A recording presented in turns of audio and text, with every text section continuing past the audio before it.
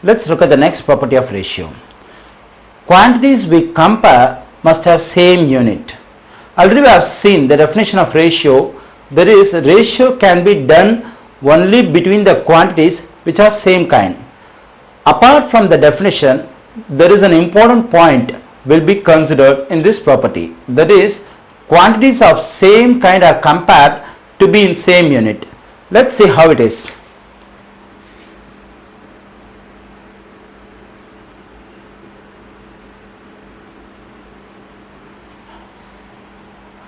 Okay, let's consider the two quantities 1 minute and 45 seconds. Can I do ratio between these two quantities? According to the definition of ratio, we can do ratio between the quantities which are of same kind. Here these two quantities are same kind. How? Because both 1 minute and 45 seconds are time duration, so they are same kind. But they are not in same unit. They are in different units. The first quantity is in minutes, the second quantity is in seconds. So that's not a problem. We can make them to be same. How? Either you can convert seconds into minutes or minutes into seconds. If I try to convert seconds into minutes, what I have to do is I have to divide this 45 by 60. Because whenever I want to convert seconds into minutes, I have to divide by 60. When I divide 45 by 60, I'll be getting a fraction.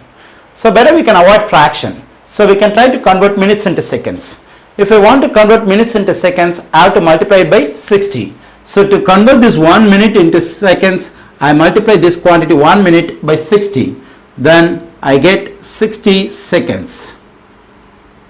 Now the first quantity and second quantity, both of them are in same unit, that is seconds.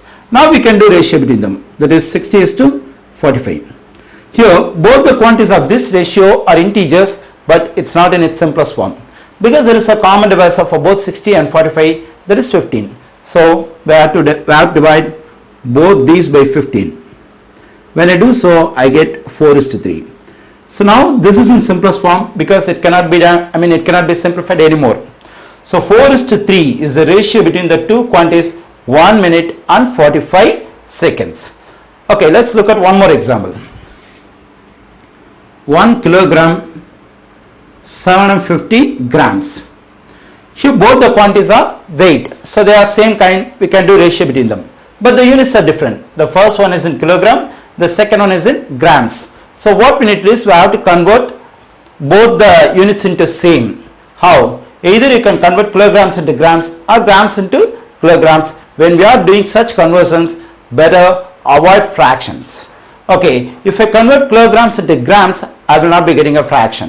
Because when I convert kilograms into grams, I have to multiply by 1000, definitely I will not get a fraction.